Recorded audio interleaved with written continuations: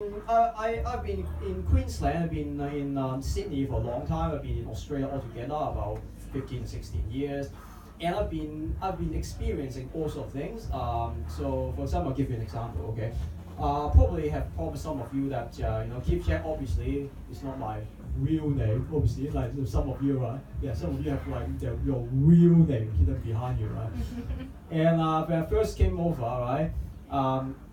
So my real name was like Wen Kun Chang, Wen Kun Chang, and I put my name on a piece of paper, right? And they asked me, so which one is your first name? And I'm like, okay, don't worry, I'll underline it for you. And then they said, well, we only underlined the last name. I'm like, holy shit, you're fucking kidding me. And then I have to write the whole thing again. And then I went to see my school counselor, right? Because I was not very happy at the time because obviously what I just described to you. And she's like, so do you have an Australian name? And I'm like, Australian name? What do you mean? And then I look across the room, look to the outside the window, there's like a Keith Urban. And I'm like, oh, Keith Chang! Yeah, Keith Chang right there. Yeah, Keith Chang. Yeah, it's like Australian name. Sounds very Australian, isn't it? Yeah, welcome in. And so I became a citizen, obviously. Became a citizen some years ago and got on the unemployment benefit because I got fired from shit jobs. So you don't want me to revisit that, obviously. Yes, great. So I've been single, and some friends of mine told me, well, if you have been single, why don't you go on eHarmony, okay? And so I've been paying $30 a month to eHarmony subscription, right? Just to realize that I can just go to the streets and get rejections for free. Brutal, isn't it? And then I realized that no, you don't have to. You don't have to go down that path. You can just use something free called the Tinder app, right? And I came across this girl, right? This girl who says to me, so what are you doing tonight? And I said, a comedy show. Would you like to come to my comedy show? No reply whatsoever. Okay. And second girl, obviously I don't give up. I don't give up easily, right? Although my front row is empty. No, I don't give up easily.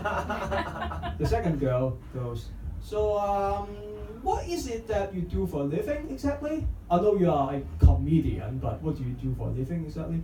I said, I'm currently between jobs right now. And she's like, so what do you mean by between jobs? I mean, well, I'm kind of on the dole, unemployed. And she's like, never reply again.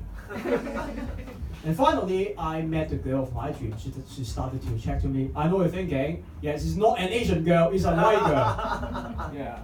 And to prove that I'm not actually making this up, here is some printout from the conversation. I don't even think that's her real name anyway. Michaela. No, it sounds so bogus. So would you like to hear it? Yes. We don't have a choice because I'm a China guy. There's no democracy. So it says something like this. So the profile of hers is like, oh, I prefer talking in person. And so the first line I dropped her was, so you prefer talking in person? And her response is like, yeah, big boy. On the great start, isn't it? And I'm like, well, you're in good company. Wanna meet up on the weekend? Because you can't send dick pic on Tinder. And her second response was, no offense at all, but just out of curiosity, do your pubes look like they have been straightened by hair dryer? Because I've heard that it's the case with Asians. It's deal breaker. Please tell me you are that 0.0005% of Asians who have normal pubes. Page 2. Otherwise, it's a no, unless you are packing some serious heat. And here's my reply. My pubes are curled. And please don't buy into stereotypes. How about your pubes? And she replies, she actually replies. I almost thought that you know the conversation would stop right there, but she's not. She's like a really persistent one, almost as persistent as what's her name, Pauline Hanson. So she says, number 1, Asian. Number 2, your name is Wayne, my real name, my real Tinder name. Number 3, I like racial stereotyping people. That's her response. And I'm like, okay. So are your pupils blonde too, bitch? And this time she gave up. No reply from her whatsoever. Yeah, that's my experience of Tinder. Yeah, which is great. As you can tell, whenever you are going to talk to the opposite sex or same sex, doesn't matter. Well, same sex is a big thing these days. Or getting trolled by this, you know, internet people who may not even be women. It requires a lot of confidence, right? So I'm here to declare that confidence is not necessarily conducive to success. Okay, what do I mean by that? 2 words: serial killers. All those years ago, Ivan Milet or Ted Bundy or something, they would just go up to a woman, usually women, okay, and they just walk up to them and go, "Hey, I'm not entirely sure if I can kill you. You know what I'm saying? Can I just stab you a few more times just to make sure?" You know, and just get step. Are you dead yet? I'm not sure. You know, can I just make sure you die? And just step more. As you can tell, confidence is a killer, but lack of confidence is a serial killer. Yeah, just perfected that joke just then. Yeah, that's great. That's great.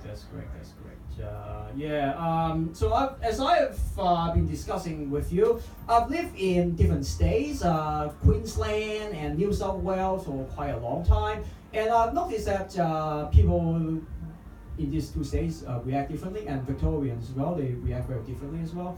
I'll give you an example, right? Some years ago, I was walking in the streets of Sydney, New South Wales, and some guy driving past me yelling at me, "Hey, fucking Asian!" And that's my best attempt at the Aussie accent. Your accent's tough, man. So I'm like, "Wow, jeez, don't always assume, man. Why do you assume I'm fucking? I'm not even fucking. I'm single, man." So that's you know, Sydney racist. Okay, Sydney racist. You know, very aggressive. You know, always fucking Asian, really angry. And I went to Queensland for a job that I lost ever since. The racists there are like Asian, and that's it. And very lazy, you know. Yeah, you probably can attest to that, right? Very lazy, right? Queensland is very lazy. Yeah, exactly. Your time is up. And the Victorian races are very cultured. You know, Victorians are usually more cultured, more polite experience. So their race is like, hold on a sec, I'm serving a customer here. Can you just jump back in the queue, you know? And then when I went over to like an Asian service, counter service officer, they served me like instantly, you know what I'm saying? So I'm not sure whether you guys experience that kind of racially diverse difference. Anyway, I think that bit was new, so I think I have to work on that a little bit more. I think I'll jump ahead to writing my next year's show too early. I think too early, way too early. I'm so sorry, but yeah, I'm gonna give you some more. So apparently, I've been doing this for 6 years. Maybe not so apparent to you. So every single time after my set, I like to record my set and ask for people for their opinion as well. And the first comic that I asked opinions of said to me, "Well, I can give you this piece of advice on comedy. And that is, why don't you just stick with something that doesn't involve speaking?"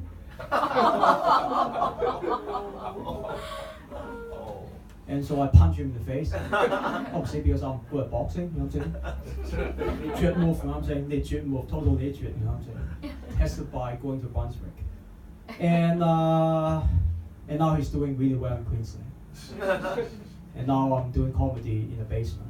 That's great, that's great. And so I asked someone else who happened to be a white woman, not that one in the back, much younger, much, you know, yeah, smaller. Just a joke, come on, you know what I'm saying? By comparison, you are still, you know, kind of small, you know what I'm saying? And her response, and this second comic I asked advice of, says, I wish I could give you some advice. I can't because when you were on stage, I couldn't understand a single word you say. And so I'm deterred. I looked at my own recording, and I realized that the audience is fine, the spa staff is fine, the room is fine.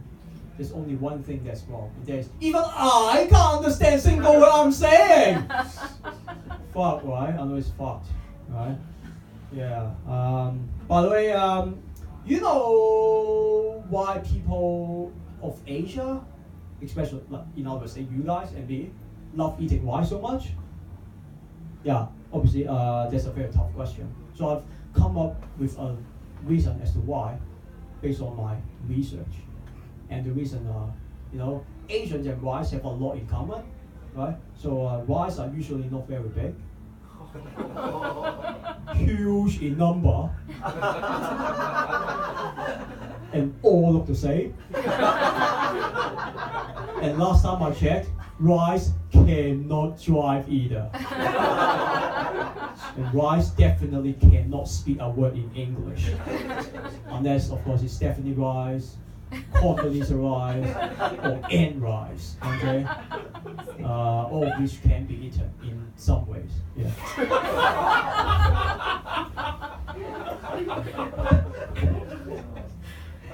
I perform in front of a lot of white people until tonight, obviously. And every single time I step on stage, full of a bunch of white people, to me, they look like a bunch of rice in a boat.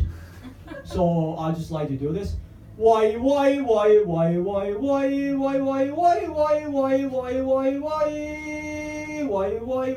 Asian. And that usually just get me laugh, but tonight that wouldn't work because it's just full of you guys instead. Which is great. Good to have my brothers and sisters supporting me. And I kind of understand how racism works, right?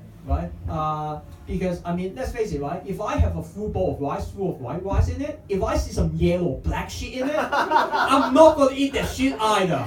Just throw it in the bin and flush it all the way down to the sea and feed them to sea turtle. Because herpes takes a lot of energy, you know what I'm saying? By the way, it's time for another very important question. Do you know what that question is? It's, how come there are so many dumb fucks around?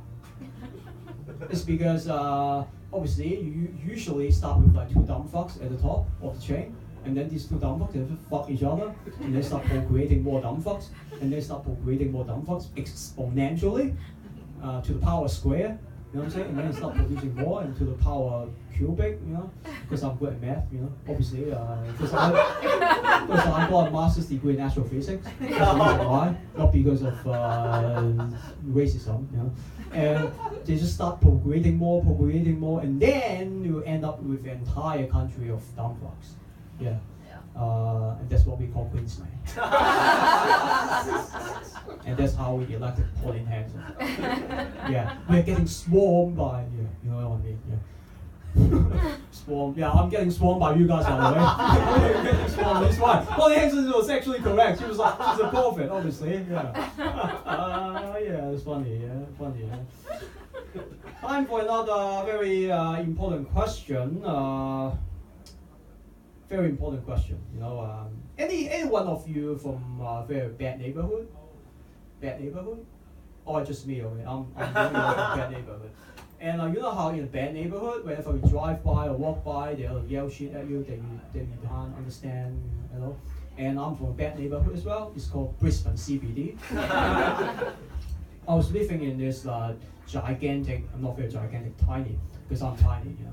And I was living in some residential building in Brisbane CBD. And when I walked downstairs one day, there was this guy on the side of my building, kept yelling at me, oh, Bruce Lee, oh, yeah.